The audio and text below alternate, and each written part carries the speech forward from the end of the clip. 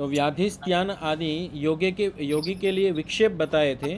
चित्त के विक्षेप कौन कौन से हो सकते हैं, तो बहुत सारे विक्षेप गिनाए कि जब हम चित्त की अवस्थाओं को देखते हैं तो साथ साथ में बहुत सारी चीज़ें जुड़ी हुई हैं। कहीं रोग आ रहे हैं, कहीं हमारा मन शिथिल है, कहीं शरीर शिथिल है, कहीं प्रमाद हो रहा है, कहीं आलस्य हो रहा है, कहीं भ्रांतियाँ हो रही है, कहीं समाधि की स्थिति ही नहीं बन रही, भूमि नहीं बन पा रही है, भूमि बन रही तो हम वहाँ स्थित नहीं रह पा रहे।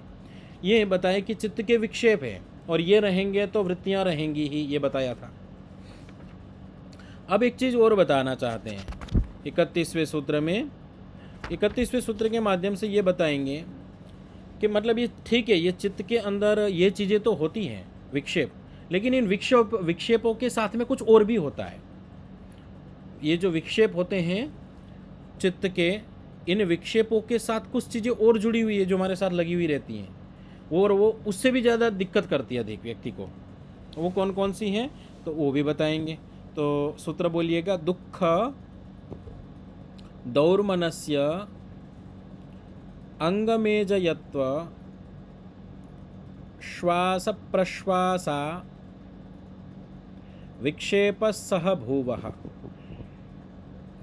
तो दुख दौर्मनस्य अंगमेजयत्व श्वास प्रश्वास, ये 5 विक्षेप के साथ साथ चलने वाली है। बोले विक्षेप होते हैं तो इनके साथ साथ ये 5 चीज़ें भी हो सकती, पांचों के 5 नहीं, 5 में से कोई भी हो सकती है। अब इसके अंदर थोड़ा समझना ये है कि वहाँ रोग वगैरह बताया है, तो रोग आदि से चीज़ें होती है, लेकिन उन चीज़ों में होता है तो क्या होता है, तो बोले दुख। तो दुख में क्या है, आध्यात्मिक, आदि भौतिक, आदि दैविक, तीनों प्रकार के दुख हो सकते हैं। उनके साथ साथ चलने वाली चीज़ें बता रहे हैं ये ध्यान रखना कि वो जो विक्षेप थे उन विक्षेपों के साथ ये चीज़ें भी रहेंगी, इनमें से कोई भी हो सकता है। तो दुख में 3 प्रकार के दुख गिना दिए, आध्यात्मिक दुख, आदि दैविक दुख और आदि भौतिक दुख।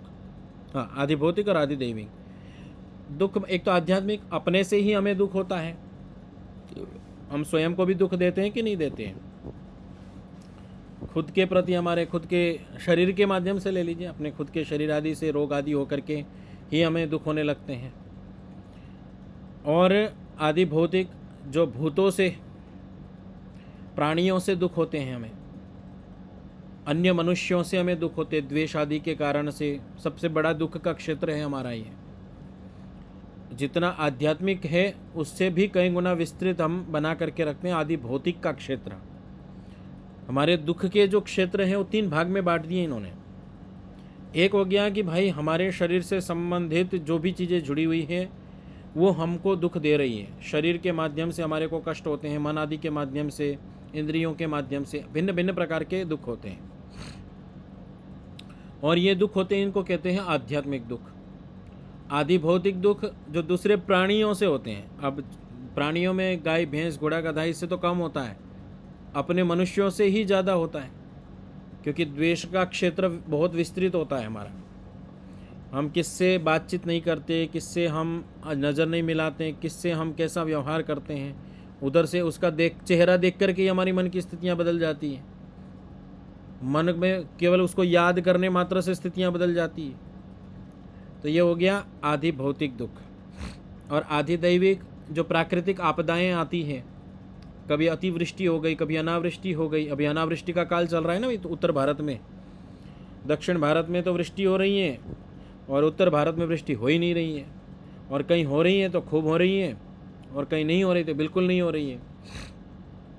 तो ये अनावृष्टि हो गई। कहीं अतिवृष्टि से दुख होता है, तो अतिवृष्टि, अनावृष्टि, तूफान वगैरह आदि आ जाते हैं, भूकंप वगैरह आ जाते हैं, बाढ़ वगैरह आ जाते हैं। ये जो चीज़ें हैं ये दैविक दुख बोले जाते हैं। तो ये 3 भागों में इन दुखों को बांट दिया। अभी दुख की परिभाषा क्या है, ये तो दुख के प्रकार हो गए। दुख किसे कहेंगे, बोले ये न अभिहता प्राणिनः तद उपघाताय प्रयतन्ते तद दुखम।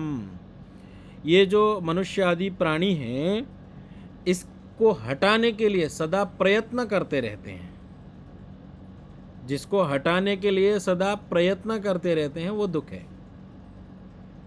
हम क्या चाहते हैं? दुख ना आए उसके लिए हम यत्न करते रहते हैं ना, पुरुषार्थ करते रहते हैं। ये सिद्धांत देखिएगा, हम सुख नहीं चाहते हैं। हम सब ऐसा सोचते हैं कि हम सुख चाहते हैं, ऐसा नहीं है। हम दुख से मुक्त होना चाहते हैं। इसको थोड़ा सा उदाहरण से आप देखिए, कोई व्यक्ति आत्महत्या करता है, तो क्या आत्महत्या करते समय व्यक्ति सुख चाहता है क्या? आत्महत्या क्यों करता है व्यक्ति? दुख से छूटना चाहता है। सुख मिलेगा नहीं मिलेगा वो बात की बात है, पहले वो दुख से छूटना चाहता है। और जितने भी आध्यात्मिक शास्त्र है वो इस संसार के अंदर केवल और केवल दुख ही देखते हैं। आगे एक सूत्र आएगा, दुखमेव विवेकिनः करके अंतिम एक वाक्य आएगा। इस संसार में दुख ही है। अब हम लोग तो सुख भी देखते हैं कि नहीं? हम लोकेशना में सुख है, वित्तेषणा में सुख है, पुत्रेषणा में सुख है, अलग अलग प्रकार के हम सुख है हमारे। धन का सुख होता है, पुत्र का सुख होता है, यश मिलता है तो सुख होता है, किसी ने प्रशंसा कर दी तो बड़ा सुख मिलता है, धन अधिक आता है तो सुख मिलता है, और लोकेशना से यश वगैरह बढ़ता है हमारा, कोई नाम बढ़ता है तो भी सुख होता है। तो ये विभिन्न प्रकार के सुख है, पर इन सुखों की तरफ हम फंसे हुए हैं। योगी लोग कहते हैं कि इसमें भी दुख है, और ये जब दुख की दृष्टि बन जाती है तो उनको ऐसा लगने लगता है संसार में पूरा दुख ही दुख है। कैसे बताते तो उदाहरण देते, विष संपृक्त अन्न की तरह है। एक थाली के अंदर एक छींटा विष का डाल दिया जाए तो आपको कहा जाए कि ये भोजन कर लो, तो आप कहेंगे ये तो विष है, ये तो जहर है। तो हम कहेंगे नहीं भाई, इसमें तो एक बूंदी जहर डाला, बाकी तो सारा भोजन ही है। तो कोई नहीं मानेगा उसको खाने के लिए, वो क्या बोलेगा? जहर है। तो अब आपको जिस प्रकार से उस थाली में जहर दिख रहा है, ऋषियों को उसी प्रकार से इस संसार में केवल दुख ही दिखाई देता है, क्योंकि ये सुख कैसा है? दुख मिश्रित सुख है, इसलिए उनको ये दुख ही दिखाई देता है। तो इसलिए बोल रहे कि जो इन प्राणियों से हमेशा के लिए छूटना चाहते, दौड़ते रहते, इससे भागते रहते कि दुख छूट जाए, तो ये एक दुख है जो कि जितने भी विक्षेप बताए इनमें कोई न कोई विक्षेप के साथ जुड़ा हुआ रहता है। दूसरा दौर्मनस्यम। दौर्मनस्य थोड़ा दुख से अलग है। लगेगा ऐसा कि दुख है, लेकिन दुख से थोड़ा सा इसका स्वरूप अलग है। दुख दौर्मनस्यम क्या बोले? इच्छा विघाता चेतसः क्षोभः। जब कोई इच्छा होती है और उसका विघात हो जाता है तो एक क्षोभ उत्पन्न होता है, एक बेचैनी उत्पन्न हो जाती है। हम जो चीज़ चाहते हैं वो चीज़ मिले नहीं, हम जिस चीज़ को चाहते हैं वो चीज़ मिले ही नहीं, तो क्या चीज़ होगी? क्षोभ होता है, बेचैनी होती है। दुख अलग चीज़ है और ये बेचैनी एक अलग चीज़ है, ये भी विक्षेप के साथ जुड़ा हुआ है। अगला बता रहे, यद अंगान एजयति कंपयति तद अंग में जयत्वम। एक होता है अंगों का कांपना। एक तो हो गया रोग के अंदर हमारा यूं जैसे जैसे आयु बढ़ती जाती तो हमारे शरीर कांपते हैं। एक किसी विचार आदि को लेकर के, किसी चिंतन आदि को लेकर के भी कंपन होने लगता है। उसके लिए उदाहरण है, जैसे क्रोध आता है। जब क्रोध आता है तो हमारे जो अंग होते हैं, खासकर जो मुख पर होने वाले जो संकेत है, जो हमारे सबसे ज़्यादा सेंसर लगे हुए हमारे चेहरे ऊपर है, चेहरे के ऊपर लगे हुए सेंसर है। अब यहाँ पर जो संवेदनाएं दिखना शुरू हो जाती है तो हमारे सबसे पहले वाणी लड़खड़ाती है, क्रोध आता है, तो अंग में जयत्व होता है। तो विक्षेप के साथ ये भी जुड़ा हुआ है। तो आपके होठ फड़फड़ाने लगेंगे, जिह्वा लड़खड़ाने लगेगी, आंखें मिचमिचाने लगेगी, ठीक है, सुन ढंग से पाएंगे नहीं। हम जब क्रोध आदि अन्य अनेक चीज़ों में भी ये होता है, अन्य क्रोध भी है, मोह आदि में भी होता है। तो ये यद अंगान में जयति कंपयति, अंगों को कंपा देता है, वो है अंग में जयत्व। और फिर बोले प्राणो यद बाह्यम वायुम आचमति स श्वासः, और श्वास लेना ये भी विक्षेप के साथ रहता है, ये भी कष्टों के अंदर माना है। श्वास लेना मतलब जो श्वास ले रहा है और श्वास छोड़ रहा है वो योगी नहीं हो सकता है। ठीक है, तो यहाँ पर श्वास और प्रश्वास हमारे को प्रसंग समझना पड़ेगा कि कहना क्या चाह रहे ऋषि।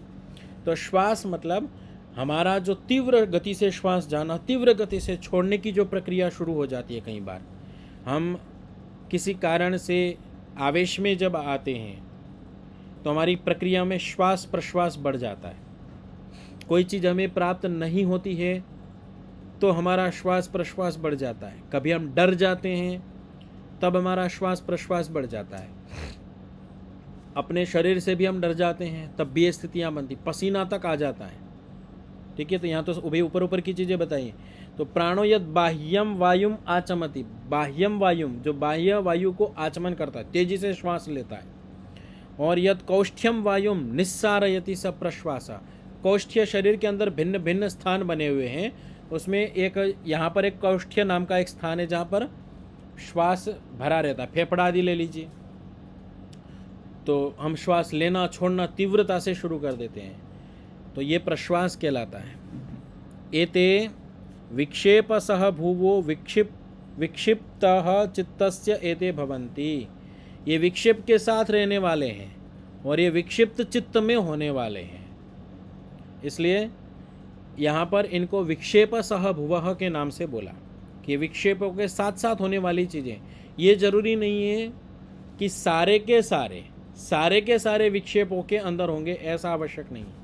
कोई एक भी हो सकता है, दुख हो सकता है, दोर्मनस्य हो सकता है, अंगमेजेत हो सकता है, श्वास या प्रश्वास कुछ भी हो सकता है, पर ये उन विक्षेपों के साथ रहेंगे। ये रहेंगे तो विक्षेप के साथ ही रहेंगे, ये नियम बता दिया है। ठीक है, तो आगे फिर बोला समाहित चित्तस्य, समाहित मतलब जिसकी समाधि लग गई उसको बोलते हैं समाहित चित्त। तो समाहित चित्तस्य एते न भवन्ति, जो योगी बन चुका है, जो उसकी समाधि लग गई है, उसके साथ ये दुर्घटनाएं नहीं होती है। वो उसको ये दुखी नहीं करते हैं, उसको ये दोर्मनस्य बाधा नहीं पहुंचाते, अंग में जयत्व नहीं होता है, श्वास प्रश्वास आदि नहीं होते हैं। समाधि चित्तस्य एते न भवन्ति, जिनको समाधि लग गई है उनके अंदर ये चीज़ें नहीं होती है। जी अरुण जी। यहाँ क्षोभः यानी कि दौर्मनस्य इच्छा विघात क्षोभः शब्द दिया हुआ है। जो हम कामना करते हैं वो नहीं मिलता है, तो क्षोभ होता है। ये क्षोभ और क्रोध में भेद है या दोनों एक ही है? नहीं, क्रोध में और क्षोभ में बहुत बड़ा भेद है। क्षोभ में हम बोलते नहीं है, बेचैनी होती है। क्रोध में हम बहुत बड़बड़ाने लगते हैं, बोलने लगते हैं। दूसरा, क्रोध धातु का जो अर्थ है वो हिंसा है। हम हिंसा के में प्रवृत्त हो जाते हैं, हिंसा के लिए उद्युक्त हो जाते हैं क्रोध के अंदर। क्रोध में भी दो स्वरूप है, एक मन्यु स्वरूप है और एक क्रोध स्वरूप है। मन्यु में हम हिंसा नहीं चाहते हैं, मन्यु में हम किसी की हिंसा नहीं करते हैं। मन्यु में किसी का परहित करने के लिए हम क्रोध जैसा स्वरूप होता है उसका भी, क्रोध जैसा ही। जैसे हम पुत्र के वो डांट लगाती, माँ है वो पुत्र को पुत्री को डांट लगाती है, दंड देती हैं, पर वो उनको हिंसा के भाव से नहीं करती है, उनका हित करने के लिए करती, तो उसको मन्यु स्वरूप दिया है। और वेद में मन्युरसि मन्युमयि देहि कहा है कि मेरे को मन्यु दो। ठीक है, और क्रोधान्विते वर्जय कहा है कि क्रोध और झूठ को तो छोड़ना है। तो क्रोध वो हो गया जो हिंसात्मक चीजें करवाता है, दुख देने के लिए ऐसा उद्देश्य होता है कि सामने वाला पीड़ित हो। और क्षोभ के अंदर क्या होगा कि कोई इच्छा का विघात हो गया, तो विघात ये हो सकता है कि क्षोभ से फिर क्रोध उत्पन्न होता हो, ये हो सकता है। लेकिन जो क्षोभ दशा है वो ऐसी है, बड़ी बेचैनी सी होती है, क्या हो गया, मन में एक बड़ा विचित्र स्थिति बन जाती है, कितनी मेहनत की, ये किया और बड़े विचार की गतियां तेज हो जाती है, ये क्षोभ है। हाँ, क्षोभ होने पर फिर हम विचलित होते हैं और विचलित होने के कारण से फिर हम क्रोध करते हैं। वो क्षोभ से क्रोध हो सकता है, पर क्षोभ क्रोध नहीं है। क्षोभ भिन्न है और क्रोध भिन्न है। तो ये विक्षेपों के साथ चलने वाली चीज़ें हैं। तो ये हमने अभी तक तो ये सोचा था कि ये व्याधि, स्त्यान, संशय, प्रमाद, आलस्य, अविरति, भ्रांति दर्शन, अलब्ध भूमिकत्व, अनवस्थितत्व, ये चीज़ें हमारे विक्षेप है। पर इन विक्षेपों के साथ जुड़ने वाली ये चीज़ें भी हैं। तो ये इन्होंने बताया। अब इसको बताने के बाद एक बात और बोल रहे हैं, बोले अथैते विक्षेपाः समाधि प्रतिपक्षाः ताभ्याम एव अभ्यास वैराग्याभ्याम निरोधव्याः। बोले ये जो विक्षेप है, ये विक्षेप समाधि के प्रतिपक्ष है। ये जो समाधि के विरोधी है, आपने बोला है कि समाधि के विरोधी है। इसके बगैर ईश्वर को प्राप्त नहीं, मतलब ये रहेंगे तो ईश्वर प्राप्त नहीं हो सकता है। तो इनका अभ्यास और वैराग्य से ही निरोध होगा। इनका निरोध अर्थात इनको रोकना है तो कैसे रोकेंगे? ये दुख, दोर्मनस्य, अंगमेजेत, श्वास प्रश्वास, और ये तो रोकने, साथ साथ में विक्षेप भी रोकने, व्याधि, स्त्यान, संशय, प्रमाद, अभ्यास और वैराग्य से। तत्र अभ्यासस्य विषयम उपसंहरन् इदम आह। अब अभ्यास के विषय को समेटते हुए आगे एक सूत्र बोल रहे हैं।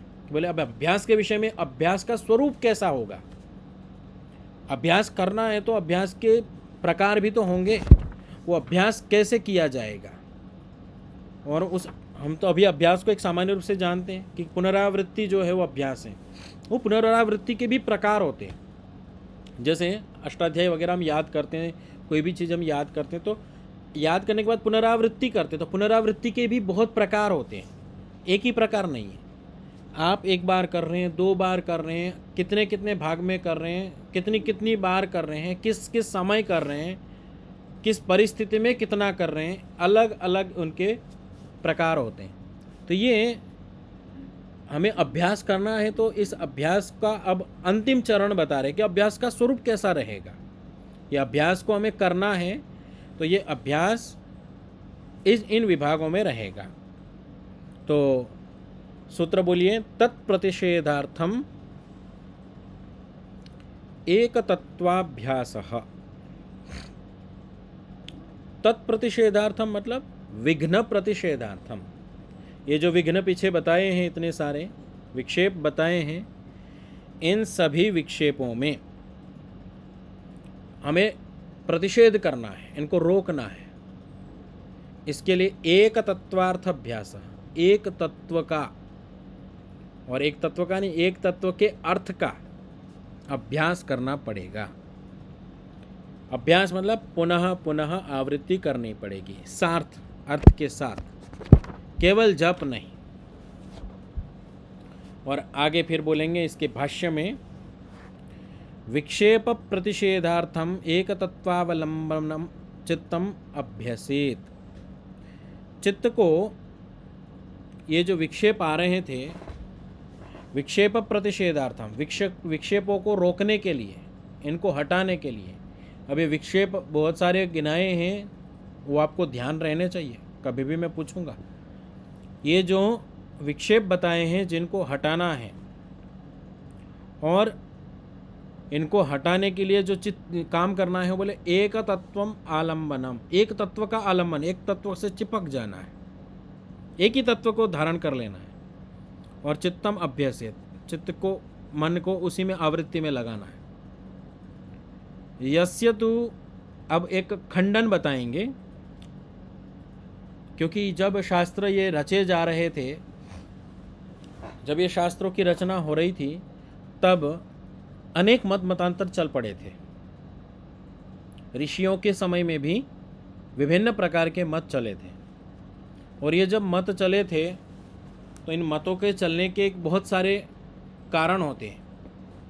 हम किसी परंपरा से किसी चीज़ को जब हम पढ़ते हैं, और पढ़ने के बाद में कोई चीज़ आपको समझ में नहीं आई, या कोई चीज़ किसी प्रकार से समझ में आ गई, आपके अपने अनुसार अलग से आपने समझ ली, और जब उस परंपरा का व्यक्ति आपके सामने बोलता है कि ये ऐसे नहीं ऐसे हैं, तो आप उसको स्वीकार न कर पाने के कारण से आपकी एक नई श्रृंखला निकलती है। फिर उस श्रृंखला के अंदर से अनेक श्रृंखलाएं निकलती हैं। उसी प्रकार जैसे एक गुरु के कई शिष्य, उन कई शिष्यों के कई शिष्य, तो इसी प्रकार एक गुरु के कई शिष्य, तो एक गुरु से कई परंपराएं, कई परंपराओं की कई परंपराएं। और आज आप देखते हैं परंपराओं के स्वरूप कितने सारे हैं। तो मतभेद के कारण से, दृष्टि भेद के कारण से ये बहुत सारे परंपराएं निकली। और ऋषियों के समय में, अर्थात आज से लगभग 2500 वर्ष पूर्व, अभी वैसे तो जो सामान्य संसार लोग मानते हैं वो कितने हजार वर्ष पुराना मानते हैं वैष्णवी। ये संसार कब पैदा हुआ है, उत्पन्न हुआ है, आज के विज्ञान के अनुसार कितना पुराना माना जाता है? जी नहीं पता। नहीं पता। ज्योति,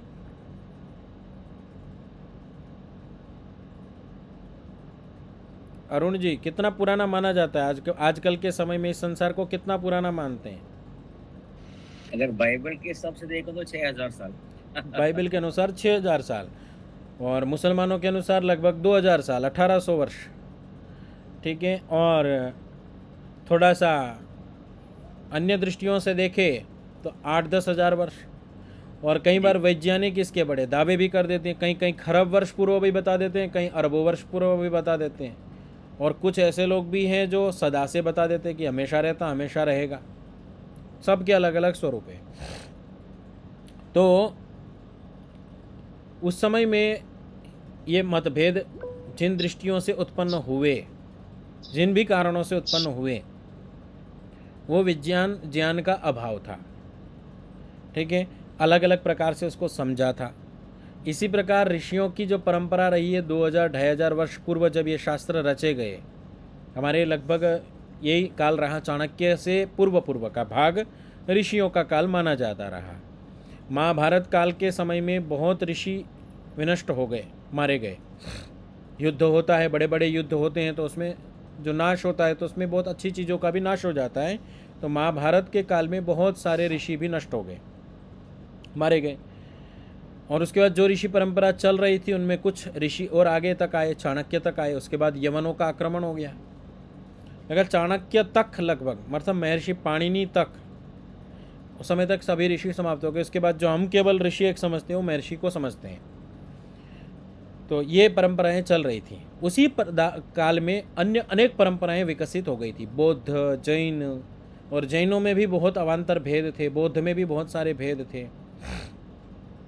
और उन परंपराओं के अंदर जो माने जाने वाले सिद्धांत थे, तो शास्त्रों में अनेक स्थानों पर ये परंपराओं के खंडन देखे जाते हैं। तो अभी यहाँ पर वो कुछ खंडनात्मक चीज़ें प्रस्तुत करेंगे कि ये विक्षेप जो है इनका प्रतिषेध करने के लिए एक चित्त का अभ्यास करना चाहिए।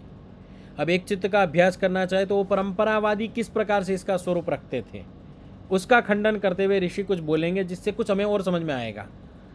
मतलब हम भी कहीं ना कहीं अटक जाते हैं इन चीज़ों में, तो उनका खंडन करना अनिवार्य है। तो वो खंडन करेंगे, उस खंडन से आपको कुछ चीज़ें अपने आप समझ में आने लगेगी। जैसे हम कहते हैं कि झूठ नहीं बोलना चाहिए, जब झूठ का खंडन करते तो आपको कुछ समझ में आता है कि क्या बोलना चाहिए। उसको बोलने की आवश्यकता नहीं पड़ती कि आपको सत्य बोलना चाहिए। झूठ बोलने की ये हानियाँ हैं, झूठ बोलने से ये आपको नुकसान होंगे, हानि होंगी, इसलिए झूठ मत बोलो। ये जब बोला जाता है तो आपको ये भाग समझ में अपने आप आ रहा होता है कि सत्य बोलने से ये लाभ होंगे। तो इसी प्रकार जो गलत सिद्धांत हैं उनका खंडन करेंगे, और उनका खंडन करने से आपको अपने आप समझ में आएगा कि अभ्यास कैसे करना है। ठीक है, तो इसको बताएंगे। हाँ वीरेंद्र जी। नमस्ते गुरु जी। जी गुरु जी, अब ये बताया था ईसाइयों के अनुसार 6000 वर्ष पुराना, मतलब हाँ, जबकि ईसाइयों के अनुसार तो 2026 वर्ष है। हाँ वो 2026 कैलेंडर है उनका है, लेकिन हाँ, उनकी उन्हीं जो का। परंपराएं जो शुरू हो गई थी वो जब आ चुके थे, वो क्योंकि स्वतंत्र होने के बाद इन्होंने सारी चीज़ें चलाई ना, इसलिए तब से कैलेंडर का ऐसा मानते हैं। लेकिन इनका 5000 या 6000 वर्ष इसलिए बताते हैं कि 5000 वर्ष पूर्व महाभारत के कुछ ऐसे अंश हैं जो महाभारत हुई थी, तो इसलिए हिंदुओं के बाद बताते हैं 5006 वर्ष, 5000 या 6000 बताते हैं हिंदुओं के बारे में। हाँ, इसमें कैसा है, कई प्रकार की दृष्टियाँ हैं। जी। जो यवनों का आक्रमण हुआ था वो चाणक्य के दौर में हुआ था। ठीक है, तो वहाँ से कुछ लोग 2500 वर्ष ले लेते हैं, तो चाणक्य को लगभग 2500 वर्ष हुए हैं, और महाभारत को लगभग 5,500-6,000 वर्ष होने को आए हैं। तो कुछ लोग वहाँ से उसको स्वीकार करते कि वहाँ से हमारा बिगड़ना शुरू हुआ, तो वहीं से ही उनका वो दौर शुरू हो गया था, थोड़ा थोड़ा पनपना शुरू हो गया था, नास्तिकवाद और अन्य चीज़ें। और फिर बाद में विधिवत कई देशों पर कईयों ने आक्रमण आदि किए और फिर वो स्वतंत्र हुए। तो कुछ लोग तो केवल 2000 वर्ष ही मानते हैं, कुछ 2500-3000 हजार वर्ष मानते हैं और कुछ 5-6 हजार वर्ष मानते हैं। तो ये तो इतिहास का विषय है, तो इसमें कोई भी किस प्रकार माने, लेकिन ये परंपराएं कुछ अभी से ही शुरू मानते हैं। लेकिन वैदिक शास्त्र, मनुस्मृति वगैरह इसको 1,96,68,53,130वां वर्ष चल रहा है। जी जी। तो ये वैदिक परंपरा के अंतर्गत सृष्टि की उत्पत्ति अभी हुई इसको मानी जाती है। और बाकी कोई कुछ भी कहता रहे। कल हमारी किसी प्रकरण में बात चल रही थी, तो बोले संसार में ये चीज़ समाप्त होने वाली है, ये चीज़ होने वाली है। तो हमने कहा मैं बचपन से समझ के सुनते हुए आ रहे हैं, बचपन से, कि ये सृष्टि कल समाप्त होने वाली है, तब समाप्त होने वाली है। तो ये संसार में सारी चीज़ें चलती रहती है, लेकिन वास्तविकताएं क्या हैं वो हम शास्त्रों से समझने का प्रयास करेंगे। तो अभी समय हो गया, बाकी विषय आगे रखेंगे। एक मिनट गुरुजी, एक मिनट। हाँ, जैसे हम ईसाइयों में है कि भाई जब यीशु पैदा हुए तब से इनका धर्म शुरू हुआ है, पता है उनको पता है कि हमारी शुरुआत कहाँ से हुई है। उन्हें पता है कि भाई मोहम्मद जहाँ से पैदा हुए, मोहम्मद ने जहाँ से चलाया, उनका भी पता है उसका अंत है, पता लग जाएगा वहां से शुरुआत है। हमारा तो कुछ नहीं पता। तो हमारा जो आपने बताया वेदिक के अनुसार जो 1,96,96,00,000 कुछ वर्ष जो वो तो वेद के अनुसार है ना, जो यज्ञ करते हैं उसके अनुसार है। तो इतना तो जोड़ा जा सकता है ना गुरु जी, ईसाई का और मुस्लिमों का। हाँ जोड़ लीजिए, उसमें कोई हानि तो नहीं है।